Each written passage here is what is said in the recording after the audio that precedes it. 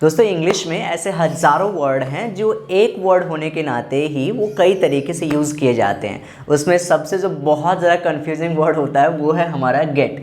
Gate से जुड़े हुए फ्रेजल वर्ब को मैंने पिछली वीडियो में 5 से 7 मैंने फ्रेजल वर्ब को एक्सप्लेन किया था, उसके कई अलग अलग यूज़ को भी मैंने समझाया था। आज के इस वीडियो में उससे थोड़ा एडवांस लेवल का, थोड़ा उससे हाई लेवल पर चलेंगे और समझेंगे कि उसके कई सारे अलग अलग यूजेस और क्या हैं। दोस्तों एक चीज़ हमेशा याद रखिए कि बहुत सारे वर्ड हमारे माइंड में हो ये ज़रूरी नहीं है, बल्कि ये ज़रूरी है कि कुछ लिमिटेड वर्ड्स जो अगर हैं हमारे माइंड में उसको हम बहुत ज़्यादा तरीकों में कैसे यूज़ कर सकते हैं।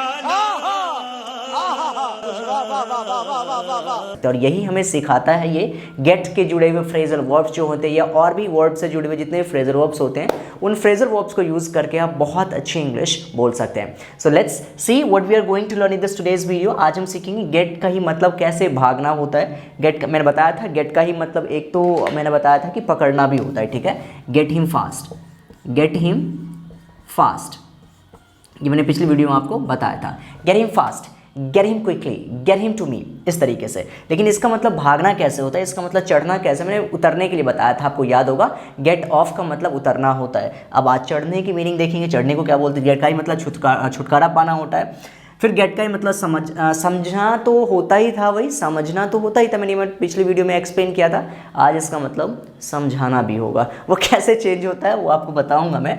गेट जो है वही इसका मतलब ठीक होना भी होता है। यानी कि टोटल हम फिर से आज 5 ऐसे फ्रेजल वर्ब्स को हम स्टडी करने वाले हैं जो आपको बहुत ही ज़्यादा हेल्प करेंगी अपने स्पोकन इंग्लिश को आगे लेके चलने में। तो चलिए बिना किसी देरी का शुरू करते हैं। So without any further delay now let's get started. तो दोस्तों देखिए अब ज़रा कैसे ये अलग अलग मीनिंग्स अपने आप को चेंज कर लेता है। ये गेट की मीनिंग कैसे इतना ज़्यादा चेंज होता है ये आप जानिए ज़रा। अब गेट के साथ जब आप ओवर यूज़ करते हैं, यानी कि जब आप बोलते हैं गेट ओवर, तो इसका मतलब होता है किसी बीमारी से रिलीफ पाना।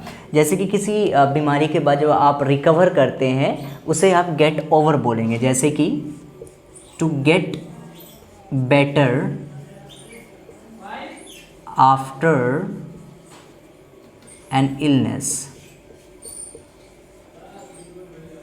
ये किसी बीमारी से छुटकारा पाना, या जब आप बीमारी से उभर के रिकवर करते हैं खुद को, तो आप बोलते हैं get over. For example, I am so glad that he got over his fear in 2 weeks। मैं बहुत ज़्यादा खुश हूँ इस बात को जान के कि उसने अपने वो उसका फीवर जो है, बुखार जो है, वो बस 2 हफ्तों में उतर गया, यानी कि 2 हफ्तों में वो ठीक हो गया।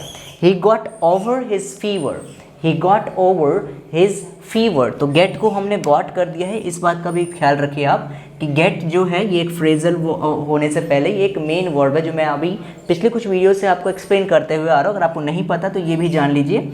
गेट जो है एक मेन वर्ब के तौर पे जब हम यूज़ करते हैं तो गेट एक V1 है, इसी का सेकेंड फॉर्म होता है गॉट और इसी का थर्ड फॉर्म होता है गॉट। यानी कि यहाँ पे मैं सेकेंड फॉर्म जब यूज़ करूँ तो ये गेट ओवर नहीं बल्कि ये गॉट ओवर हो जाएगा। यानी कि ये क्या हो जाएगा, गॉट। इधर की चीज़ों का आप बाद में नोट कर लीजिएगा। अगर आप नोट करने की कोशिश कर रहे हैं तो इधर की चीज़ों को पहले आप जो दिख रहा है ना वो नोट करते रहिए। जब मैं इस साइड से आपको एक्सप्लेन करूँगा इन सभी वर्ड्स को तो आप यहाँ की चीज़ों को नोट कर लीजिएगा। Sorry for that. ऑलराइट, तो गेट ओवर को आपको पता चल गया। To get better after an illness, किसी भी बीमारी के बाद जब आप रिकवर करते हैं तो उसे हम बोलते हैं get over.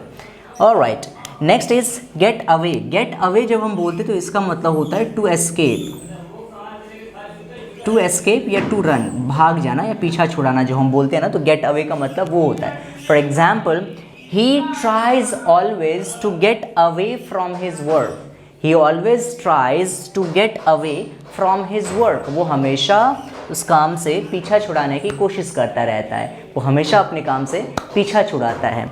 He always tries to get away from his work, इस तरीके से बोलेंगे आप। Alright दोस्तों, तो नेक्स्ट है हमारा get in या get on। तो get in और get on का मतलब होता है चढ़ना। अब आप पूछेंगे सर दोनों का मतलब होता है, तो जी हाँ दोस्तों, दोनों का मतलब चढ़ना होता है। लेकिन दोनों कब यूज़ करेंगे ये मैटर करता है हमारे उस व्हीकल पे, वो किस तरीके की गाड़ी है। तो आप एग्जाम्पल के तौर पे आप समझ लीजिए, गेट ऑन द बस हम बोलते हैं, गेट इन द कार हम बोलते हैं। अगर आपको सेपरेट एक डिटेल वीडियो चाहिए कि गेट ऑन और गेट इन को किस तरीके से यूज़ करते हैं, मैं शॉर्ट वीडियो में डाल दूंगा। यानी तो आप एक्सप्लेनेशन वाली वीडियो चाहते हैं तो आप वो भी कमेंट करके जरूर बताएं, मैं नेक्स्ट वीडियो में इस टॉपिक को डिस्कस कर दूंगा आप सभी के लिए। तो गेट ऑन या गेट इन का मतलब होता है चढ़ना। मैंने लास्ट वीडियो में आपको समझाया था कि गेट ऑफ को कैसे यूज़ करेंगे। गेट ऑफ का मतलब किसी गाड़ी से उतरना, तो गेट ऑफ का मतलब क्या हो जाता है, it means that you are leaving a vehicle. But get on या गेट इन का मतलब क्या होता है, किसी भी गाड़ी पे चढ़ना। अब वो गाड़ी मैटर करता है, गाड़ी जिस तरीके से होगा, गाड़ी जिस तरीके की होगी उस तरीके से हमें गेट ऑन या गेट इन यूज़ करना पड़ेगा। वो कुछ टर्म्स हैं, वो कुछ कॉन्सेप्ट है उसके पीछे, वो बताऊँगा आपको सेपरेट वीडियो में। अभी ये टॉपिक थोड़ी लंबी हो जाएगी। Now again the next term that we have is get across. Get across का मतलब होता है समझाना। गेट का मतलब आपको पता है कि समझना भी होता है। I am getting your point, are you getting this concept, are you getting the meaning of this word, yes I am getting, yes we are getting, इस तरीके से समझना होता है इसका मतलब। लेकिन गेट अक्रॉस जब आप बोलते हैं ना, तो गेट अक्रॉस का मतलब होता है समझाना। गेट अक्रॉस का मतलब क्या होता है, टू मेक समबडी अंडरस्टैंड, समझाना होता है इसका मतलब। मैं यहाँ पे हिंदी में ही लिख देता हूँ आप सभी के लिए, समझाना। We tried our level best to get across our points to him, but he would not listen.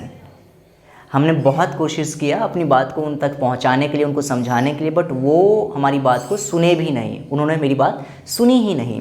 इस तरीके से गेट अक्रॉस का मतलब होता है समझाना। I hope that is clear. Get by, the next term that we have is get by. Get by का मतलब होता है to manage something in difficulties. To manage something in difficulties, किसी भी चीज़ को मैनेज करना मुसीबत में। तो to manage something in difficulties, to manage, STH का मतलब होता है समथिंग, मैंने लिख दिया है, to manage something in difficulties. Difficulties यानी किसी भी चीज़ को मैनेज करना मुसीबत में, डिफिकल्टीज में मैनेज करना, स्ट्रगल जिसे आप समझ रहे हैं ना। I hope that you get it. इसको यूज़ कैसे करेंगे अपने सेंटेंस में। For example, it is very tough to manage these days in this little amount of money.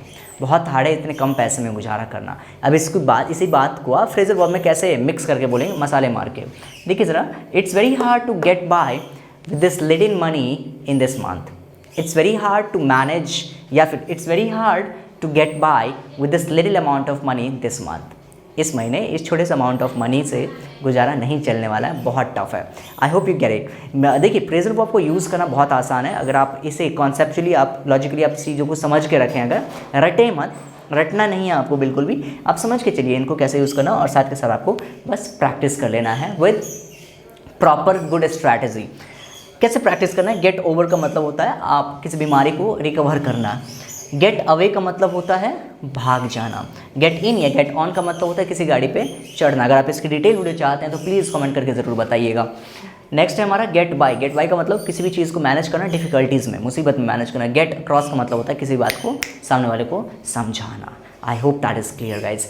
Now if you have understood each and everything, आज के लिए question जो है वो आपके लिए ये है।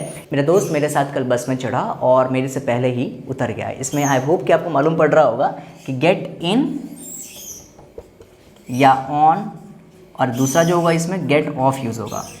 समझ रहे हैं ना? मैंने हिंट दे दिया, आपको यूज़ करना है। कमेंट करके ज़रूर आंसर बताइएगा, इसका आंसर क्या होना चाहिए। I am repeating the sentence once again. मेरा दोस्त मेरे साथ कल स्कूल बस में चढ़ा और मेरे से पहले ही उतर गया। इसको कैसे इंग्लिश में बोलेंगे? Please write down in the comment box. I hope you understand each and everything. Still, if you have any doubt, please ask me in the comment box. I'll help you out 101%.